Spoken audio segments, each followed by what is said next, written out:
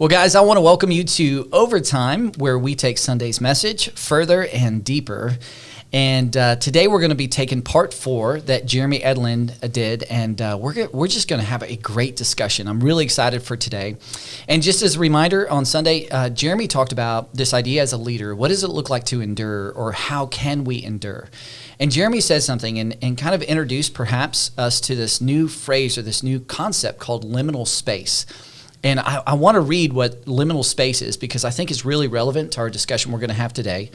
And liminal space is a concept or a theology and psychology. And here's what it means. It's that intermediate, in-between transitional state where you cannot go back to where you were because a threshold has been crossed and you have to arrive where you are going because it is not yet available to you.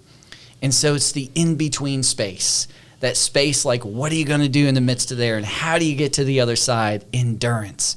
And so Jeremy did a great job, talked about that, and today we're going to take this discussion further by talking to Mike and Vicki Harkrider. So, guys, I am so excited to talk with you. Thanks this for is having fun. Us. Yeah. Thank you. Yeah, This is good. Welcome. Thank you. So I know a little bit about you guys, and I know you've been leading, small groups here for a long time.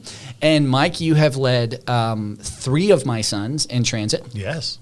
Which you get like a little sneak peek into my family, and you're like, okay, here's everything happening behind closed doors, right there. It's all good, man. Yeah. Even knowing that. I know. So, and thank you for that, and thank you guys for leading your group and just being incredibly faithful. And so I know a little bit about you, but I would love you, for the listeners, just to be able to say, hey, here's a little bit about us in terms of, whatever you would like to share, how long you've been married, kids, life, all that good stuff. Sure. Okay. You want to start? Sure. Mike and I met, we got married almost 30 years ago. Oh, wow. We met at a health club where we were both working in Longmont, Colorado. Yeah. So your old That's stomping where I ground. was born. I know. It's such a know. great place. Yeah. It is. It is. We have 4 grown daughters, all married, and with children. So we have 14 grandchildren. That is 14. Yes, and we have a great-grandchild that will be here in February. So that's kind of an overview of the family. That is incredible. That's like on the average of 3 to 4 kids per family. Yes. Yeah. That's a lot of kiddos. And they started really early, too. At least once I hit the ground with the family. Right. And then having 4 daughters. I mean, that's a lot of estrogen right there. It was. Yeah, and still is, but... Yeah. And they really weren't happy with men when we first met, although they thought I was pretty cool. Yeah, well, that's good. I'm glad they did. I did, too. I was, too. Yeah. Yeah. Wow. So, as Vicki mentioned, we have been married almost 30 years. It'll be 30 in June of next year. Wow. I married into these 4 girls, these 4 beautiful girls, of course, along with Vicki, my wife. And it has really been an adventure. And thank goodness I was blessed with 2 younger sisters, so I kind of knew, to step carefully with women, and had a little training in that. That sounds like wisdom right there, Mike. I don't know. Endurance, yeah. Yes. Wow. Staying with the theme. But anyway, and they kept hearing about Austin, Texas. And my mom and dad grew up here. I was born in Houston, and we wanted to go back to Austin, And so when our youngest daughter was getting ready to start high school, and our next oldest daughter had just graduated from high school, that was the time. And so in 1996, we made a trek from Fort Collins, Colorado to Austin, Texas, and have made this home, and this will be home, at least as far as I know, from here on out. That's fantastic. Yeah, and everybody lives here. Yeah. With the exception of the oldest daughter. She lives in Houston. Okay. They just bought But they're all in Texas. All in Yes, Texas. yeah. All 14 grandkids, too. Yes. Yeah. Wow. For now. But they're all growing up. Who knows where they'll end up? Isn't that amazing? It is. It's fun. I mean, it's such a, like, everybody knows this, but time is like a ticket. And it's just, it is like, and one of the things I thought about, and I'm curious what you guys think. What's that? Like the scriptures teach, like, we are built for eternity. Like, we are designed for eternity, which I feel sometimes. Like, it's like the older that I get, the more life experience I have, the more lessons I learn, and I've got tons to learn. But the more I learn, I keep going, man, internally I feel like, gosh, if I could go back to a physical body that had these abilities that were, a little bit more energy, a little bit, all that kind of stuff. But with the knowledge and the insight, like there's, it's that thing. And I just keep getting reminded, like, man, time is a ticking. I'm watching my boys grow up. Yeah. I'm, watching Jill and I get older, and it's just happening. It is. And it's a little bit like you mentioned earlier. It's crossing those thresholds, and you can't go back.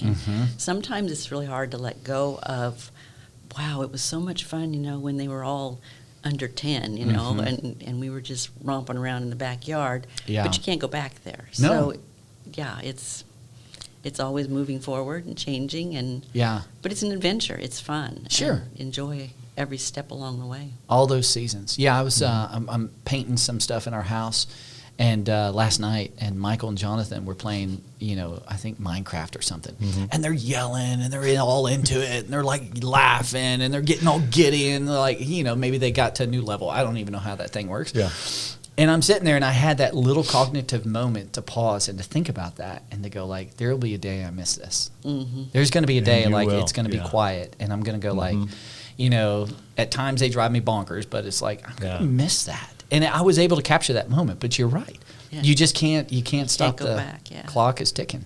Yeah. And I think that's what I learned from Vicki the most, that I didn't have parental training on, was that the relationships that we have are the most important part of life, and to honor those and respect those.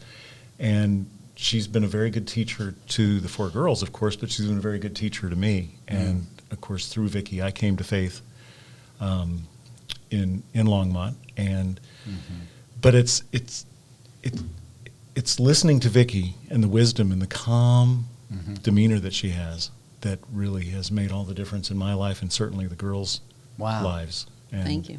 That's impressive. It is. Way to go, Mike. Well, it's Great her. job. I'm just the recipient of all this wisdom and love. Well, to recognize it and then to say it. I mean, that's cool. Yeah, good. Well, and in Mike's defense, when we decided to get married, there was no way I could prepare him for what he was getting ready to step into. Sure. I mean, there was just no. He'd had no children. Yeah. And here were 4 grown girls, and here you go. there was just no way. So he was a real trooper. Yeah.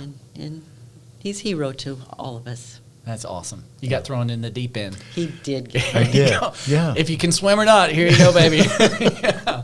That's right. Wow. But it all worked out, and it wasn't smooth, and Yeah. we'll be talking about that a little bit more this afternoon. Well, awesome. Well, guys, thank you for being here. Thank you for sharing that and just being willing to have this discussion on endurance, because, Jeremy described this as, this is like endurance is that idea about, painfully kind of in that space, like you're waiting, you're suffering patiently is the way he described it. And I'm like, oh, giddy up. Can't wait for that, But that's the reality of life. Like endurance is part of life. I think we're all going to have the ups and downs. We're going to have those seasons where it's really hard to go like, hey, we're in this. Like, hey, I've decided I'm getting married and now it's hard. We're having kids and now it's hard. We're starting a business and now it's hard. And now, whatever it is. Or, I've trusted Jesus and I thought, man, life would be great. But now it's hard. And there is that space of endurance, that liminal space. And there's a lot of challenges with that. So I'm just curious on the other side of you guys, what are some of the greatest challenges with endurance, like, to enduring, like, because everything in us in those moments that are difficult in parenting, relationships, marriage, careers, finances, faith, it's like, man, that is tough to endure. It's tough to, suffer patiently. So how have you guys, experienced that? And what would you lean in and say, man, this is what makes endurance just hard? Go ahead. Well, let me talk a little bit about, we've been small business owners for the last 16 years. And that in of itself is challenging. Crazy hard. And those listeners that are small business owners, you know exactly what I mean. And Vicki and I were small business owners together. We worked together. Now, those of you that are married, think about that for a minute. And that worked out okay? It worked out okay. Yeah. That's good. Yeah. Good working relationship as well. Yeah. Yeah. I mean, not smooth, not rosy all the time, but Sure. but it worked well, and we had a successful business. But about a year ago, a little more than a year ago, every morning I would have to be at work at 6, and that was a little tough. But every morning I would get up and I would pray, and nothing unusual about that except for the fact that I said, God, it's yours. My life is yours. Take the business, take the house, take the cars. Just please don't take the people that you've given me. But whatever your will is, let that be done. And it didn't happen immediately. But within a few months, things started to kind of what felt like come off the rails. We're in this middle season now, and I don't have a very clear picture of the hindsight of, wow, here's where we were, here's where he took us, and here's where we're going. Right. So I just had to honor what God's will really was, even if it was painful. And it has been extremely painful. But every time I want to crawl out and experience shame, I don't know about you, Vicki, maybe you can talk about this, but his kindness and his grace and his compassion are what flood my heart to let me know this isn't the end. And it's that relationship with God that is really being developed and grown and established, even right now. Yeah. And where he takes me from here, where he takes Vicki from here, where he takes our relationship, our careers, it really doesn't matter to me. I do, and I know this sounds maybe goofy to some listeners, but I do completely trust God with whatever it is he's got next. I mean, you mentioned something about that being exciting. It is very exciting. Because you know he's good. Yeah. And he's got something Once you good, realize but that. you can't see it right now. And that's the faith part. Yeah. Wow. Yeah. So, I mean, 16 years of building a business day in and day out. You know, the work, the grind, the pressures, the stress, you know, the employees, people's livelihoods. Yep. And then an amazing prayer to go, God, it's yours. God, my palms are open, which is a posture of humility. And then, like, he answered that prayer in the way that you perhaps desired him not to. Exactly. And, like, now the business is like, it's gone. It's, oh my gosh. Yeah. And now you're like right in the midst of that, to where that was normal. For 16 years, you got up at 6 a.m. You got up or you were at work at 6 a.m. And now that's gone, and you're in this space, and you're enduring. I mean, and to hear you say, God, I trust you even in the midst of this news, because I know you're good. I mean, that's amazing. Yeah. Yeah. How about you, Vicki? Like, just personally, where are you at? Because, like, you are in the heart of endurance. Yes, I would agree. And, hearing you say patiently suffer, neither one of those words are words that you really want to attach to.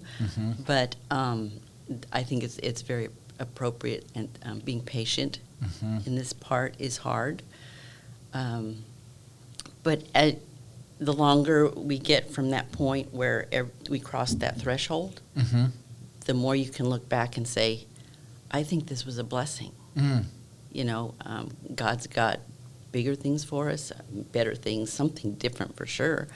But I think it's a blessing. Yeah. So it's the hindsight, 2020, but it's that patience and waiting, because we really don't know what's on the other side yet. It's coming, and we trust God, and we know that he's in control. And sometimes that's easy to say and harder to live. It is. It's so easy to go like, oh, I trust God, and he's got good things for me, and he loves me. And then you shut the door, go home, get in your car, whatever it is, and you're like, do I really believe that? Yeah.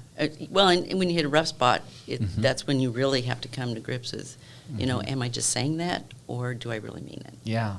So I'm just curious. So you guys being in the midst of everything that's going on, what are some practical things you're doing, like in your relationship, or practical things you're doing on a daily or weekly or monthly basis, just to keep you almost in that place to be, like the scriptures would say, in step with the Spirit, that your hearts and minds are continually on things above? Like, that is so tough, because the reality is every day, you're reminded and still don't have answers. Right. So what are like the most practical things you guys are doing right now to go like, this has helped me stay in this space to really keep my heart trusting in the Lord? I think praying a lot, and because we have time on our hands, so to speak, we're able to read and take time to exercise. And when I'm out walking, I can put my headset on and I can listen to a podcast or music or whatever, and that can help keep me grounded. And then you get back and go on. Yeah. Yeah. That's really good. I mean, taking care of it, as Vicki said, taking care of ourselves physically is something we weren't doing. Yeah. You were and burning you the mentioned candle at earlier both ends. you're swimming. Yes. Yeah. I swam in high school and college, then took 40 years off. 40. That's a gap. And He was a little busy. yeah. And the doctor told me that you better do something, son, or it's not going to end well. Yeah. So I did something, went back to something that I knew, something that my mother told me, you're going to thank me for this later.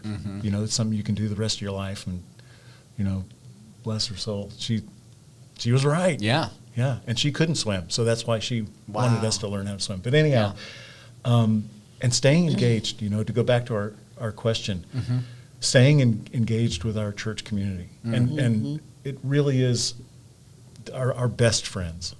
And we have friends in other circles. Most are believers. But it's this church community that we've got that is our rock. And it's where we can go and not only be consumers, but also serve. And that kind of levels everything. And keeps us patient.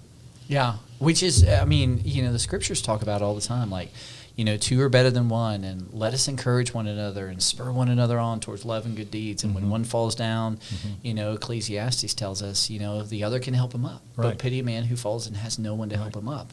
And you guys, what would you say, like, is that perhaps the number one thing, right? Like, if you had to, I know it's kind of weird, but maybe just rank it, like, the top thing right now, is that it? Is community the thing that's really keeping you? It's this. Yeah. It's this relationship here. Yeah. This is the top thing. Yeah, your marriage. Yes. Yeah, and we have to lean on each other pretty hard, but that's what we do. And Right. and it's still the relationship. That's Which that's still takes key. work. Oh, sure. Right? Yeah. You're not like on not just- autopilot yet? No. I mean, at 30 years, I would imagine it's like, I just hit the button and it's all perfect. No. No, it's not. No. Yeah. No. So, But it's good. it is good. Yeah. And the interesting thing about what happened with our business is we were served some legal papers. Well, those were delivered the night we had group, right in the middle of our group. Wow. So our group was interrupted, and we were served these. So there was no hiding what was about to happen from this group of people. And when you look back at that, you know that God had a hand in that timing, because those people were going to be our rock. And I'm just curious, how did they respond with the news, and how have they responded since? They've just been there. I mean, they obviously can tell when we've had a rough week or rough days, and they step up. They're there. They're just solid. Yeah, so good.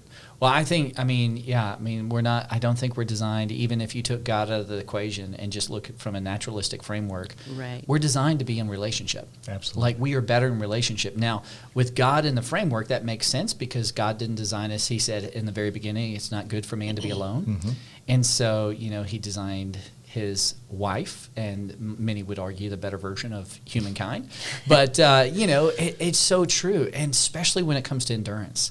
I think the temptation is that, when life is getting hard and we're suffering patiently, there's something inside of us, maybe it's just me, but like, I just want to suffer alone. I just want to withdraw. And that's a real temptation. That's a tendency. Yeah. And like you were saying, you couldn't hide. I mean, the papers were there. This is extraordinarily difficult, and the timing just happened to be your group is there. Yes. But in the midst of that, I think there is a real temptation to want to withdraw and want to be alone. What would you guys say to somebody who's going, man, I'm suffering. No one really knows, though.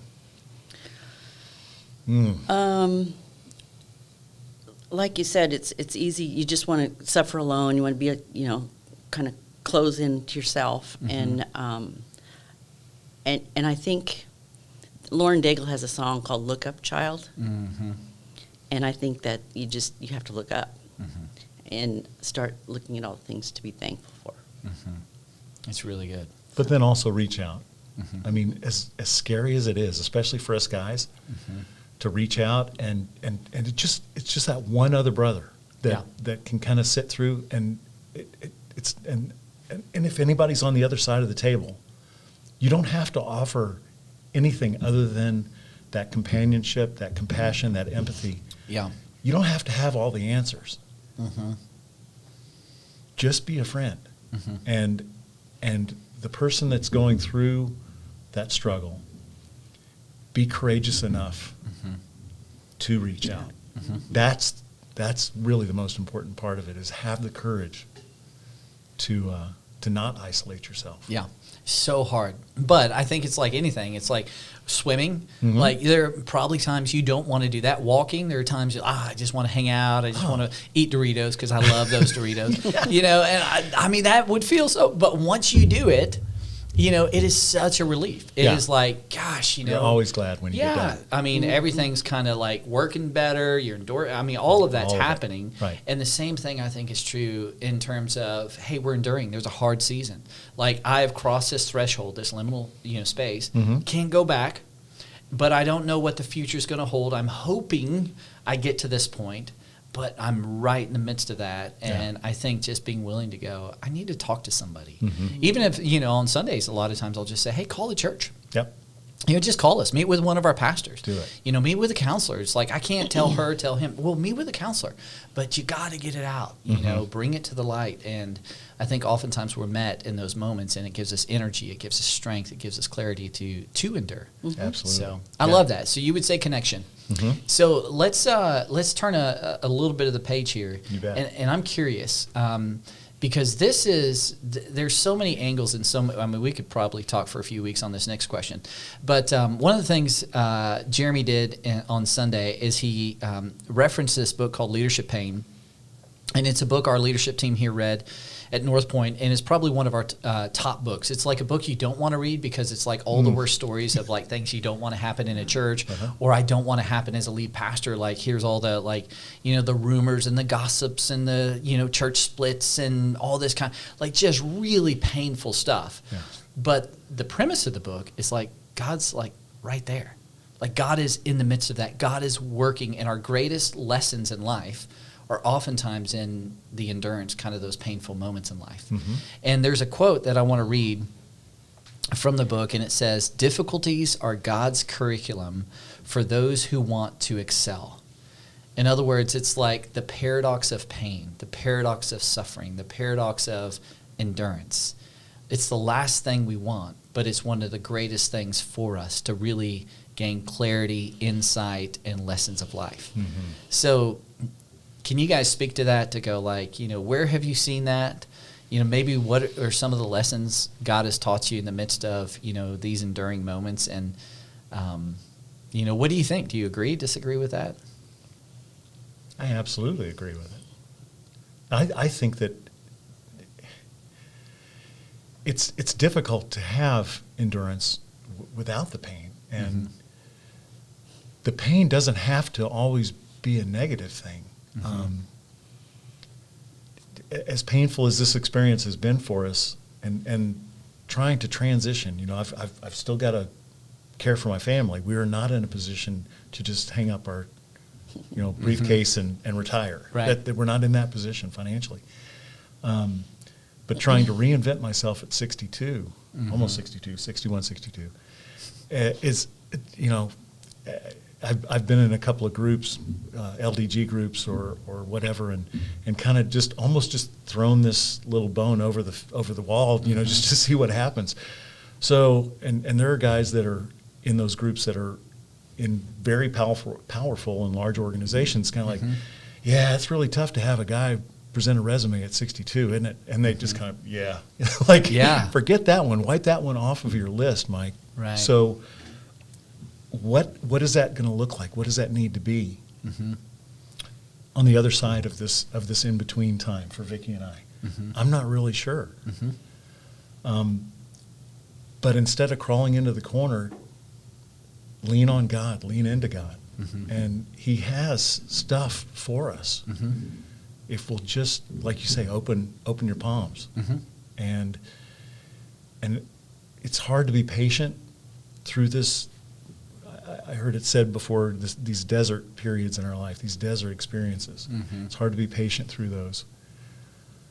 But it is so worth it, just like, any kind of physical exercise. It can be painful on the front side, but if it's not painful on the front side, if you're out walking like Vicki does, and it takes you 3 hours to walk a mile or two, it's probably not going to benefit you very much.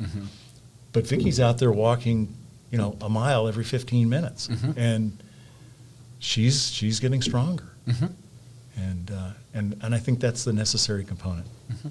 I think it goes, if you correlate it with exercise, no pain, no gain. I think there's a lot of truth to that. And of course, pain is another one of those words no one likes. Right. But Right. and sometimes I think we maybe think pain is too big. Sometimes it's just discomfort. It's not necessarily, oh, I just broke my leg. Right. It's just a discomfort we have to go through. But if we don't go through it and figure out what needs to change, we're not going to grow. Right. Yeah, and I think so oftentimes, I think about like painful moments or enduring moments in my life, with my mom passing away or in my marriage with Jill, I've been fairly public about, man, we've struggled in certain areas in parenting with the boys. So much of that is in the midst of pain, you learn a lot about yourself. And there's a lot of self-discovery to go like, here's some of the things I believed. Here's some of the things I thought. Here's some of the things like I didn't know about myself. And like through a lot of things that happened with my mom and watching her, that led to me getting in counseling. And from counseling, I learned a lot of things that I was actually doing from a control place, like I'm very controlling. And, I learned how control is an illusion. How I wanted to control my boys so much because I'm a pastor and they must be perfect. And I was actually pushing them away the more I tried to control them. And all of that, like so much self-discovery happens in the midst of that. And then in terms of, I think there's also another element of like depth of life. I think, one of the interesting things is people who can sit with people who go through difficult things oftentimes have been through difficult things in their life. That's Absolutely. what's prepared them. And so they can sit there in the moment of, with a mom, with a dad, with a man, with a woman, and they don't have to fix it. They don't have to, come up with a formula. They can just be present, like you were saying, Mike, and just sit there in the midst and be present with them. And that anybody who's done that or anybody who can do that typically has gone through really painful moments. Right. Yeah. And, pain is also, I know I'm a pastor and I shouldn't say bad things and all this stuff, but I think pain is also a great BS like filter. When you go through a lot of pain, you can recognize the BS pretty quick. Yeah. And you can see people or be on the other side, and you can see if they're trying to pull things over you. Right. You can see, hey, these are, these platitudes or pragmatic statements that you're like, okay, that's not going to work in your marriage. Yeah. That's not going to work in life. That's not going to work out well for you. You're trying to, that kind of that snake Right. oil kind Yeah. of stuff. You're able to see, and pain produces that. And unless you go through the pain, you don't discover the things of yourself. Unless you go through the pain in terms of marriage. I mean, there's so many things you discover, and there's a depth and there's a wisdom about Vicki and a wisdom about Mike that you won't tap into unless you endure and go through those moments. Yeah. Right. Yeah. And also on when you're going through that pain, you have the choice to go through it or to deny it and just retreat and not change. So, it can go either way too. Yeah. I've got a buddy of mine that I talk to quite a bit, and he's gone through like hell sideways.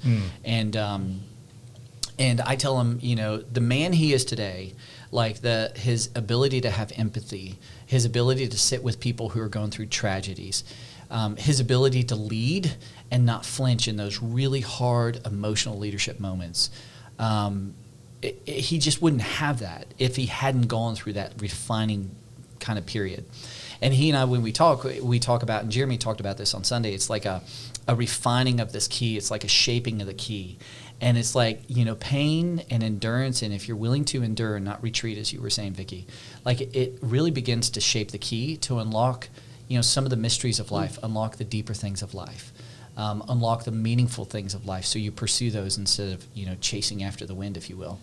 And, I've seen that time and time again. And I think that's why, like James, says, consider it pure joy, my brothers, whenever you face trials of many kind, because it's doing something in you.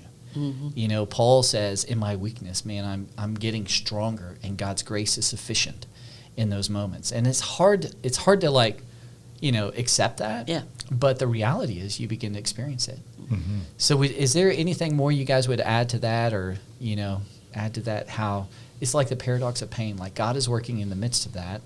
There are things that are happening as we endure, but it's really tough. Yeah. It is, and trusting is hard. Mm-hmm. It's hard to trust people, and trusting God, whom you can't see. That's a hard thing to do. But when you let go, exactly. And I would add one other thing, and that is, any young listeners, don't avoid the pain. Don't necessarily go and search for it. Right. Don't create it. Don't create it. Right. There's lots of things that you can do that would be avoidance just through wisdom. Mm-hmm. But don't, if it's something that you're going through, and once again, now I'm back, don't go through it alone. Mm-hmm. Go through it, but don't go through it alone. And and don't have the illusion of perfection and control, that you're going to be able to go through this whole life and you're not going to have any challenges, and you're not going to have any hiccups, and you're not going to have any loss, because you're going to. Yes. Mm-hmm. But you're never going to be alone. God will always be there, and one of us will always be there. Yeah. And we need that reminder. Mm-hmm. I think there's a phrase I've used, and I've said a couple times on Sunday, where it's that idea about you can borrow my faith. And I've said on the other side of people who've horrible tragedies, and they basically say, this is who God is, and they're not nice words that follow that, and they're out on God.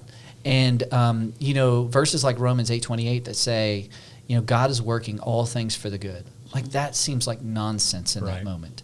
But I do think oftentimes with the experience you guys have had, you've been on the other side of a lot of these enduring moments of life, parenting enduring moments, marriage enduring moments, financial enduring moments, career enduring moments, faith enduring moments. Mm-hmm. And you know that on the other side of those, you have seen the goodness of God. You couldn't see it in the moment, but you've seen the goodness of God. Right. And having somebody in your life allows maybe that person to say, I know today you have no faith, but could you borrow mine? Mm-hmm. Because I have seen the faithfulness of God. And it makes sense. You're human. It's normal for you to go, I think I'm done. Yeah. But, to have that one another, to be able to look you in the eyes and say, hey, would you be able to borrow my faith for the next few months, maybe for the next few years? Because I know God is in this. And I know we can't see him, or you can't see him in this moment, but I know he is working. Right. Mm-hmm. And Vicki and I are not exempt from finding ourselves in that situation. Mm-hmm. That's why you always have to be aware, and you always have to be within seeking the Spirit, and because that could actually happen to us too if we're unaware, if we don't guard our heart, and we don't want that to happen. Yeah. So one another, really important. Yes. Yeah, very to have important. Those, especially in endurance. I Yes. think you've got to have that. Yeah. Yes. So what would you say, and I know we've kind of alluded to it a little bit, and I don't know if there's anything you would add to, but, if, a young mom or a young dad or, in a marriage, if there's somebody listening in and they're just experiencing, they're like, hey, I am in the midst of endurance, like you guys are right now in the midst of a career and a business. How would you lean into them? What things would you say to encourage them as, they're listening to this podcast and going, okay, like I'm right there. I'm enduring. I'm in that liminal space and I feel like giving up, or I'm not sure God's working. Like, is there anything that you would, counsel them or encourage them with? I think the first thing I would tell them is you really have to embrace where you are at that moment. It's not where you want to be, who you want to be, where you think you'll go, but you have to start somewhere. And if you accept where you really are, then you can move forward. And then trust God and know that God is good always. That's really good. Yeah. And to that, just deal with that moment. Mm-hmm. Don't worry about what's happened. Don't rehash. Remember, but don't stay there. Mm-hmm. But stay in the moment that you're in. If right now getting the kids bathed and getting them fed is all you can do, Surviving, baby. then Yeah. survive. Mm-hmm.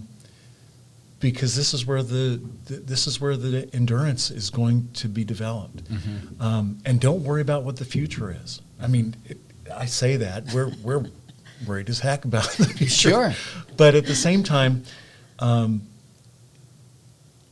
the possibilities are endless. Yeah. When it comes to God, and the possibilities are endless when it comes to that mom or that dad or virtually anybody going through anything. Mm-hmm.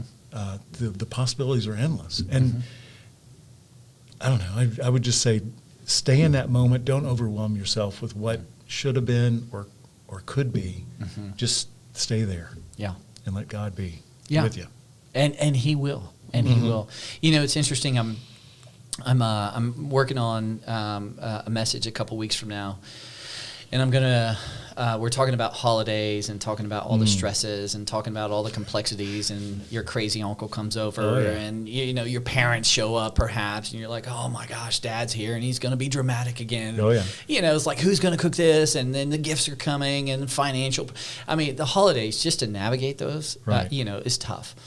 And so one of the passages I'm considering is found in Philippians 4:8, and it's where Paul is talking about, it's kind of the conclusion, and he says, hey, whatever is true, whatever is good, whatever is noble, and he's saying, think about these things. Remind yourself of those things. And it's really the whole context of Philippians 4 is about experiencing the peace of God. Mm-hmm. Man, this sucks. This is hard. God, I need you. I need help. And so Paul says, okay, one of the things you can do is just think about what's true. Mm-hmm. And as you were alluding to, Mike, what's true is God designed you. Mm-hmm. What's true is God loves you. What's true is God knows every hair on your head. What's true is God is working all things for the good. The culmination, the concrete proof of that is in the life of Jesus Christ. At the cross, all of us would have said, what the heck is going on? Right. This is ridiculous. Mm-hmm. But what we know today, with the gift of time, is that's the greatest redemptive move that God could have done, that God was working something good when we couldn't see it. Right. And that's true. Right. And it's remind yourself of those truths in the midst of, the pain or the, patiently, the endurance piece. Right. Mm-hmm. And I would just add that. I think, man, it's, this week I was thinking about that, and it's am I going to remind myself of what's true? Sure. Or am I going to, hey, it's, I'm going to go over here, and man, life is terrible, and it's, everybody else's fault, and, spend all this energy here and just go, no, God's aware. Right. This is the moment. Maybe there's a lesson to learn. I don't want to learn it, but God, you have something good for me. Right. And Absolutely. I'm going to remind myself of that truth. Good. Yeah.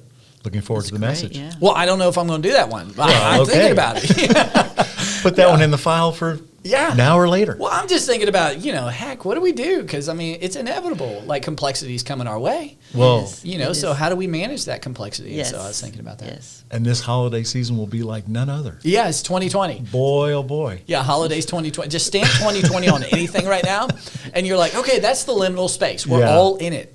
We feel We are. we're all enduring. Yes, we That's are. very true. We are. So anything that you would say just as a wrap up, anything you would add to this conversation, anything that you would just say, hey, as we think about endurance, as we think about, what are the tools, what are the, things we can do to, make it through? Because we all want to experience something on the other side. And I do think God has something on the other side.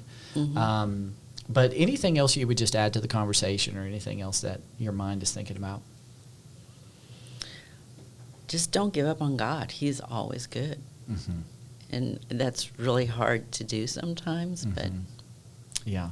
Agreed. And I love that you're saying this, because it's not like you're, and this is meant as no disrespect, but it's not like you're 18 years old telling me this. No. But you have gone through Yes. life. Yes. You've seen so much. You've seen the ups, you've seen the downs, you've seen the hard, you've seen the difficult, and you've seen it even in this season of life. Absolutely. To go man, and for you to say, man, God is good. That has weight to it. So Thank you. Yeah. No, I appreciate you saying that. Yeah. And don't forget the last part of what she said. always. Yeah. Always. God Yeah. is good God is always. Yeah. Yeah. Yeah. Well, that's great. Well, guys, thank you for just having this conversation. Thank Well, you for thank you. You're being welcome. willing to invest this time and just be, like I said, on the front end. Or I think we were talking about it before the podcast. Like, one of the cool things about you guys is I get to be on the other side of two incredibly faithful people. You know, two people who are, you know, as the scriptures kind of say, the light on the hill. Like, you guys are going through hell sideways. There's some difficulties. Yeah. But your faithfulness is inspiring and encouraging. So I just want to thank you guys for your willingness to be public and your willingness to be faithful. So We're humbled. yeah. Thank you. Thank you. Thanks for having this convo. Well, guys, thanks for Absolutely. listening in for Overtime with Part 4. And don't forget to tune in next week as we're kicking off a brand new series, as I was alluding to, Yep. about navigating these holidays and what in the world do we do with that crazy uncle or, you know, Yeah. our parents showing up. Don't and- be that guy. Yeah, don't be that guy. Maybe that's the bottom line of Part 1. Don't be that guy. We'll think about it. That's right. Anyways, hey, thanks for being here, guys. You bet. Thank All right. you. Thank you, Buck.